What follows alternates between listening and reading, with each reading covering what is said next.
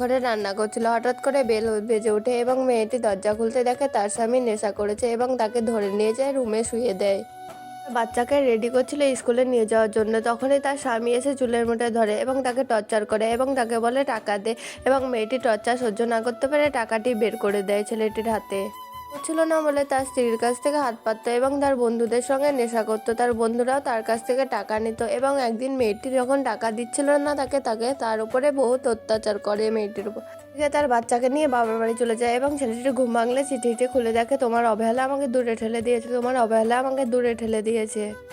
মেয়েটির ব্যবহারটি বুঝতে পারে এবং সে নেশা ত্যাগ করে দেয় এবং সে রান্না করতে লাগলে সে বহু ছাগা করে যায় এবং তার মেয়েটির কাছে সে অনেক ভাবে চেষ্টা করে যে তার সঙ্গে সম্পর্কটা ঠিক করবে এবং মেয়েটির কাছে যায় এবং হাত জোর করে বলে, আমি তোমাকে সত্যি ভালোবাসি, তুমি আমার কাছে ফিরে চলো। মেয়েটি কিছুক্ষণ রাজি না হলেও তারপরে রাজি হয়ে যায়। তো আজকের লাভ স্টোরি কেমন লাগলো, ভালো লাগলে একটা সাবস্ক্রাইব